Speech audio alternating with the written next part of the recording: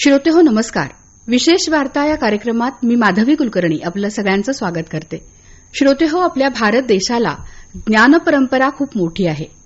अनेक वर्ष जुनी असलेली ही ज्ञानपरंपरा आपल्या पुढच्या पिढ्यांपर्यंत पोहोचली ती प्रामुख्यानं हस्तलिखितांच्या माध्यमातून. या हस्तलिखितांचाही आपल्या देशाला फार मोठा वारसा आहे आणि ही सगळी हस्तलिखितं सध्या ठिकठिकाणी विखुरलेल्या स्वरूपात आहेत. याच हस्तलिखितांचं एकत्रीकरण करून ती एकाच ठिकाणी उपलब्ध करून देण्याच्या उद्देशानं केंद्र सरकारनं ज्ञानभारतम हा प्रकल्प सुरू केला आहे. आणि या प्रकल्पातली एक महत्वाची घटक संस्था आहे अर्थातच पुण्यातली आपली भांडारकर प्राच्यविद्या संशोधन संस्था. याच ज्ञानभारतम प्रकल्पाच्या अनुषंगानं भांडारकर संस्थेमध्ये सध्या सुरू असलेलं काम आणि एकूणच हा प्रकल्प काय आहे याबाबत आपल्याला माहिती देण्यासाठी आज भांडारकर संस्थेचे निबंधक आणि क्युरेटर श्रीनंद बापट सर आपल्या स्टुडिओमध्ये आले आहेत. बापट सर, आकाशवाणीच्या स्टुडिओमध्ये आपलं खूप खूप स्वागत. धन्यवाद. सर, ज्ञानभारतम हा प्रकल्प नक्की काय आहे? ज्ञानभारतम हा प्रकल्प हस्तलिखितांच्या एकूण सर्वांगीण संवर्धनासाठी आणि त्यांच्या अध्ययनासाठी तयार झालेला असा प्रकल्प आहे. आणि केंद्र सरकारने अशा प्रकारचा प्रकल्प यापूर्वी पण हातात घेतलेला होता. त्याचं हे परिवर्धित रूप आहे असं आपल्याला म्हणता येईल. म्हणजे राष्ट्रीय पांडुलिपी मिशन किंवा नॅशनल मिशन फॉर मॅन्युस्क्रिप्ट्स या नावाचा प्रकल्प हा 2003 मध्ये केंद्र सरकारने हातामध्ये घेतला होता आणि तो आतापर्यंत सुरूच होता. आणि त्याचंच अधिक परिवर्धित अशा प्रकारचं स्वरूप आणि विशेषतः नवीन तंत्रज्ञानाचा उपयोग करून नव्या पद्धतीचं सगळं काम करून आता ते केलं पाहिजे असं मनात धरून ज्ञानभारतमची योजना ही केंद्र सरकारने सुरू केलेली आहे. बरं, या प्रकल्पाशी भांडारकर संस्था जोडलं जाणं हे अगदीच स्वाभाविक होतं. तर नेमकी भांडारकर संस्थेचं या प्रकल्पामध्ये काय भूमिका असणार आहे? भांडारकर संस्था ही या प्रकल्पामध्ये क्लस्टर सेंटर म्हणून त्यांनी स्वीकारलेली आहे.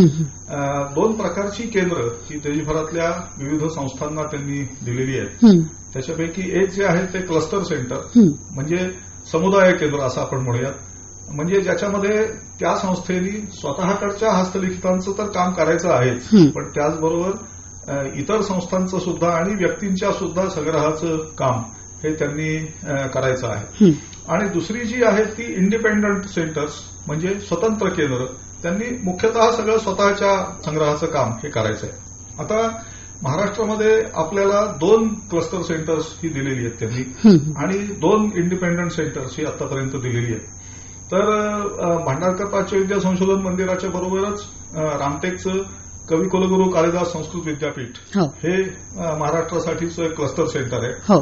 आणि पुण्यामधल्या 2 संस्था, प्रसिद्ध संस्था, जुन्या संस्था, एक आनंद आश्रम संस्था आणि दुसरं भारत इतिहास संशोधक मंडळ, या 2 संस्थांना त्यांनी स्वतंत्र केंद्र म्हणजे इंडिपेंडंट सेंटर म्हणून मान्यता दिलेली आहे. बरं, म्हणजे त्यांच्याकडे असलेली हस्तलिखितं त्यांचं जतन संवर्धन हे त्यांनी करायचं आणि आसपासच्या जवळच्या क्षेत्रामधलं काम त्यांनी करायचं. पण भांडारकर संस्था किंवा कालिदास विद्यापीठ यांनी राज्यभराचा विचार हा एक प्रकारे करायचा असं त्याच्यामध्ये अपेक्षित आहे. बरं, आणि सर, या हस्तलिखितांचं डिजिटायझेशन ही जी संकल्पना आहे ती नेमकी कशी आली आणि ते किती आव्हानात्मक आहे? ते चांगलंच आव्हानात्मक आहे. गोष्ट अशी आहे की मुळात सुरुवातीला काय होतं तर हस्तलिखितांचं आधी ट्रान्स्क्रिप्शन म्हणजे ते आहे ते हस्तलिखित पुन्हा जसं तसं लिहून काढणं अशी कल्पना होती.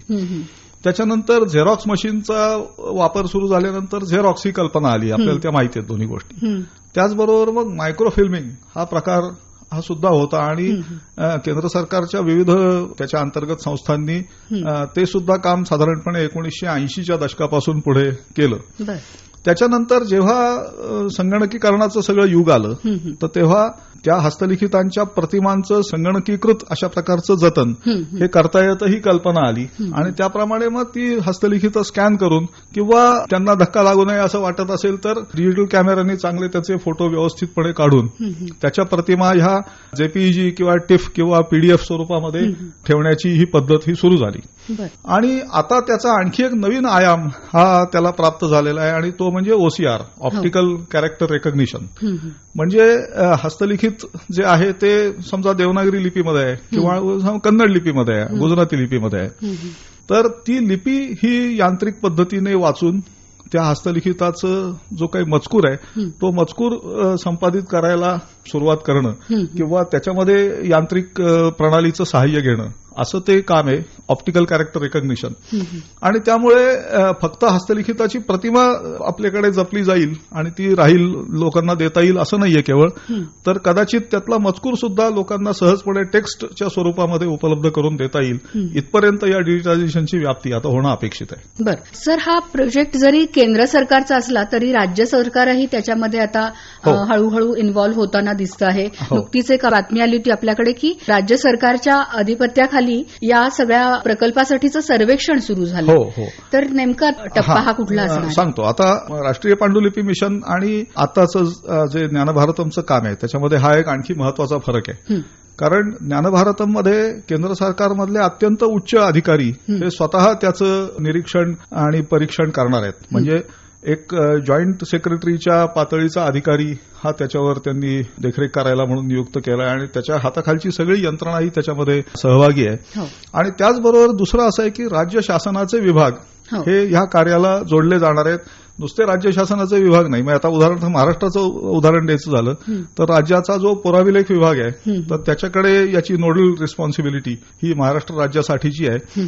पण त्यांनी केवळ ती स्वतःच घ्यायची असं नव्हे तर राज्य शासनाची महसुली कार्यालय, जिल्हाधिकारी कार्यालय आणि त्यांच्या अंतर्गत जे काही सगळे कर्मचारी येतात ते, किंवा समजा शिक्षण विभाग, असे जे राज्य शासनाचे वेगवेगळे विभाग आहेत त्यांना सुद्धा त्यांनी या कामामध्ये सहभागी करून घ्यायचं आहे असं त्यांच्याकडून अपेक्षित आहे. आणि ही एक विशेष बाब आहे.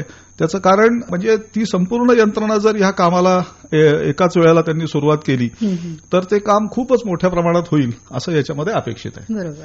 आणखीन एक त्याच वृत्तामध्ये असा उल्लेख होता की खाजगी संग्राहक किंवा अन्य काही संस्था असतील किंवा शाळा किंवा काही मंदिरं पुरातन असतील तर त्यांच्याकडची हस्तलिखित सुद्धा आपण एकत्रित करणार आहोत. मी थोडीशी सुधारणा करतो तुमच्या वाक्यामध्ये. हस्तलिखित आपण एकत्र करणार नाही आहोत. म्हणजे हस्तलिखित आहेत त्या ठिकाणीच राहणार आहेत. बरं. त्याची मालकी सुद्धा त्याच माणसाची राहणार आहे किंवा त्याच संस्थेची राहणार आहे आणि त्याच्यावरची वहिवाटही त्यांचीच राहणार आहे. बरोबर. आपण काय करणार आहोत तर आपण त्या हस्तलिखिताची नोंदणी करणार आहोत. त्याच्यानंतर ती जर हस्तलिखित जरा त्याच्यावर काम करून ते स्वच्छ करण्याची किंवा त्याला काही वेस्टर्न घालण्याची अशी आवश्यकता असेल तर आपण ते त्यांना करून देणार आहोत. म्हणजे एक प्रकारे कॉन्झर्वेशनचं काम आपण करणार आहोत. त्याच्यानंतर आपण मगाशी बोललो तसं डिजिटायझेशन आपण करणार आहोत. त्याच्यानंतर त्या हस्तलिखिताचं संपादन किंवा अनुवाद करायला आपण त्यांना मदत करणार आहोत किंवा आपण ते करणार आहोत. आणि त्याचबरोबर त्याचं प्रकाशन करायला किंवा त्याच्यावर ते पुढे संशोधन करायला. म्हणजे समजा अशी कल्पना करा की एखादं समजा आयुर्वेदातलं औषध योजनेवरचं एखादं हस्तलिखित आहे तर त्याच्यावर दोन प्रकारचं काम होऊ शकतं. म्हणजे एक तर ते हस्तलिखित संपादित करायचं, त्याचं भाषांतर करायचं आणि प्रकाशित करायचं, किंवा या हस्तलिखितामध्ये किंवा या ग्रंथामध्ये अशा प्रकारची औषधं सांगितलेली आहेत असं एक स्वतंत्र पुस्तक त्याच्यावर लिहायचं. बरोबर. तर अशी 4-5 प्रकारची कामं या त्या एखाद्या हस्तलिखितावर होणं अपेक्षित आहे. पण हस्तलिखिताची मालकी बदलणार नाहीये, त्याची वहिवाट बदलणार नाहीये. ते सगळं त्या मूळ मालकाच्या व्यक्तीच्या किंवा संस्थेच्या त्यांच्याचकडे ते राहणार आहे असं अपेक्षित आहे. माझा पुढचा प्रश्न तोच होता की हे करताना त्या संस्थांची काय भूमिका तुम्हाला अपेक्षित आहे? भूमिका हीच आहे. मुख्य म्हणजे सहकार्य हे अपेक्षित आहे. त्यांच्याकडून काही आर्थिक कुठल्याही बाबीची अपेक्षा नाही, परंतु हे काम करायला जी काही जागा थोडीशी लागेल ती आणि ज्या मूलभूत सोयी असतात म्हणजे बसण्याची जागा किंवा काही समजा थोडंसं फर्निचर त्यांनी त्यांच्याकडचं उपलब्ध करून देणं, वीज उपलब्ध करून देणं, एवढीच त्यांच्याकडून अपेक्षा आहे. आणि काही संस्था ह्या उत्साही पण असतात. म्हणजे आम्हाला असे पण अनुभव आहेत राष्ट्रीय पांडुलिपी मिशनचं काम करताना की काही संस्था किंवा व्यक्ती असं म्हणतात की आम्ही तुमच्याबरोबर काम करतो, आम्ही त्याच्यात सहभागी होतो. तर स्वागतच आहे, त्याचा प्रश्नच नाही काही. कारण शेवटी ठेवा त्यांच्याकडचा आहे, त्यामुळे त्यांना त्याची आपुलकी असते आणि ते अनेकदा तसं सहाय्य करतात सुद्धा. बरोबर. आणि त्या ठेव्याचं काहीतरी पुढे त्याच्यावर संशोधन होणार असेल तर त्यांच्याही दृष्टीने ती मानाची गोष्ट आहे किंवा मानाची गोष्ट असेल. सर, हा खूप मोठा आणि व्यापक असा प्रकल्प असणार आहे ज्ञानभारतम.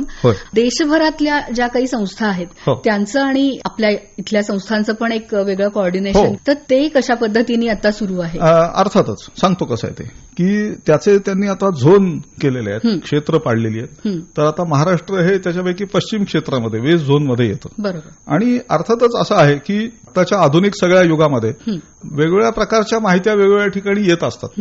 उदाहरणार्थ मध्य प्रदेशामधल्या काही संग्रहांची माहिती ही आमच्याकडे येत असते, तशी महाराष्ट्रातल्या काही संग्रहांची माहिती समजा राजस्थानमध्ये कोणाला समजत असते, कारण विद्वान इकडे तिकडे येत जात असतात, ते पाहत असतात. तर ती माहिती त्या त्या केंद्रांकडे आणि ज्ञानभारतमच्या मुख्य कार्यालयाकडे त्यांनी देणं आणि एकमेकांच्या क्षेत्रामध्ये जर आवश्यकता लागली तर मनुष्यबळ सुद्धा इकडून तिकडे जाऊ शकेल, पण निदान माहितीचं आदान प्रदान तर पूर्णपणे होईल आणि एक ज्याला समूह समुत्थान असं म्हणतात, म्हणजे सगळ्यांनी एकत्र उठून एक काम हे तडीला नेणं, तशा प्रकारची व्यवस्था ही या ज्ञानभारतममध्ये अपेक्षित आहे. हा जो प्रकल्प आहे ज्ञानभारतम, तो किती काळ चालू राहील असा तुमचा अंदाज आहे? आत्ताची माननीय पंतप्रधानांनी सांगितलेली जी योजना आहे ती 2047 सालापर्यंत आहे, म्हणजे आणखी 21 वर्ष तर ती निश्चितच चालणार आहे. आणि त्यांचं जे स्वप्न आहे की 2047 साली भारत हे विकसित राष्ट्र असलं पाहिजे, त्यातला एक आयाम म्हणून त्यांनी हे गृहीत धरलंय आणि ही फार महत्वाची गोष्ट आहे. हो, खरं. तुम्हाला हा सर मुद्दा किती महत्वाचा वाटतो की विकसित भारताच्या दृष्टिकोनातून आपल्याकडची ज्ञानपरंपरा पुन्हा एकदा तिला नव्यानं उजाळा देणं किंवा तो पुढच्या पिढ्यांपर्यंत पोहोचवण्यासाठी त्यांना समजेल अशा स्वरूपात तो आणून ठेवणं. मी एका जुन्या काय म्हणतात श्लोकार्धाच्या अनुषंगाने तुम्हाला हे सांगतो की एक प्रसिद्ध तर्कशास्त्री हा जुन्या काळात होऊन गेला आणि तो काव्यशास्त्रामधलाही तितकाच दर्दी मनुष्य होता. ह्या वस्तुतः दोन स्वतंत्र आणि परस्पर विरोधी गोष्टी मानल्या जातात, पण तो असं म्हणला की काव्येषु कोमलधिया वयमेव नान्ये आणि तर्केषु कर्कशधिया वयमेव नान्ये. जेव्हा आम्ही काव्याचा अभ्यास करतो तेव्हा आमच्यासारखे सरदोय माणसं कोणी नाहीत आणि जेव्हा आम्ही तर्कशास्त्राचा अभ्यास करतो तेव्हा आमच्यासारखे वृक्ष आणि कठोर कोणी नाहीत. तर एक प्रकारे मला हे दोन शब्द कुठल्याही एका गोष्टीला लावायचे नाहीयेत, परंतु जेव्हा भारत हा एकीकडे विज्ञान तंत्रज्ञानामध्ये त्याच्यानंतर अर्थव्यवस्थेमध्ये अत्यंत पुढे जातोय आणि तो विकसित होतोय आणि त्या अवस्थेला पोहोचतोय, तेव्हा तो दुसऱ्या कोणाच्या तरी सहाय्याने किंवा त्यांचं जे काही तत्वज्ञान आहे ते गृहीत धरून न होता तो जर आपल्या भारतामध्ये स्वतःमध्ये विकसित झालेल्या तत्वज्ञानाच्या आणि तत्वप्रणालीच्या अनुषंगाने होणार असेल तर ती सगळ्यात महत्वाची गोष्ट आहे. आणि ह्या दृष्टीने हा प्रकल्प फार महत्वाचा आहे, कारण भारतीय लोक हे भारतीय परंपरेच्या सहाय्याने विकसित झालेले आहेत. ही गोष्ट जास्त अभिमानाची ठरणार आहे. वा सर, खरंच खूप महत्वाकांक्षी असं म्हणता येईल असा एक हा प्रकल्प आहे. आणि तुम्ही म्हणलात मगाशी तसं की विकसित भारताच्या वाटेवर चालताना अत्यंत हा महत्वाचा ठरणारा की आपली मुळं जी आहे, आपली संस्कार, आपली संस्कृती, आपला वारसा हा आपण पुढे नेत आपण विकसित होत आहोत, हा यातला सगळ्यात महत्वाचा मुद्दा आहे. आपण मगाशी बोललो की सर्वेक्षणाचं काम सुरू झालंय, तर सगळ्या ज्या संस्था आहेत, विद्यापीठं किंवा संशोधन संस्था किंवा अगदी खासगी संग्राहक जे असतील त्यांना तुम्ही भांडारकरच्या वतीने काय आवाहन कराल सर? सर्वेक्षणाचं जे काम आहे ते एक प्रकारे खुलं असं काम आहे, म्हणजे ओपन एंडेड अशा प्रकारचं काम आहे. आणि त्याच्यासाठी एक ऍप हे विकसित करण्यात आलेलं आहे, ज्ञानभारतम असंच त्या ऍपचं नाव आहे. आणि त्याच्यामध्ये असं काही आवश्यकता नाही की तो माणूस हा कोणीतरी तज्ञच असला पाहिजे किंवा तो कोणीतरी मोठा विद्वानच असला पाहिजे, संग्राहकच असला पाहिजे, असं काही नाही. एखादा जो आस्थेवाईक असा सामान्य माणूस आहे त्याला सुद्धा समजा एखादा संग्रह माहिती आहे की बाबा माझ्या शेजारच्या माणसाकडे असा एक 10 हस्तलिखितांचा संग्रह आहे, आणि जर त्यांनी त्याच्याशी संपर्क साधला आणि ती हस्तलिखित त्याची जी काही साधी सामान्य माहिती आहे अगदी की किती हस्तलिखितांची संख्या आहे, साधारणपणे त्यांची भाषा काय आहे, लिपी काय आहे, जो कोण त्याचा संग्राहक आहे त्याचं नाव काय आहे वगैरे, अशी सामान्य माहिती ही आता त्या ऍपवरती लोड करायची. आणि ती लोड करण्याचं काम भारतातला कुठलाही नागरिक करू शकतो. त्याच्यावर काय आज कुठल्याही संस्थेशी तो बांधील असला पाहिजे किंवा शासकीय कर्मचारी असला पाहिजे असं मुळीच बंधन नाहीये. आणि आता असं ठरलेलं आहे की या सर्वेक्षणामध्ये ते 16 मार्च या दिवशी सुरू झालेलं आहे. 16 मार्च ते 15 जून अशी त्याची आता मुदत आहे, पण कदाचित ही मुदत पुढेही वाढू शकेल कारण जर सर्वेक्षणाचं काम पुढे चालू राहिलं तर. पण अपेक्षित असं आहे की 15 जूनपर्यंत या पद्धतीने सुमारे 1 कोटी हस्तलिखितांची माहिती ही सामान्य माहिती ही जमा व्हावी असं अपेक्षित आहे. बापट सर, ज्ञानभारतम हा प्रकल्प आणि त्यातली भांडारकरची भूमिका या सगळ्या विषयावर आज खूप विस्ताराने आणि खूप रोचक आणि रंजक अशी माहिती तुम्ही आमच्या श्रोत्यांना दिलीत. विशेष वार्तामध्ये आज आपण आलात आणि आमच्या श्रोत्यांना इतकी छान माहिती दिलीत. आपले खूप खूप आभार. धन्यवाद.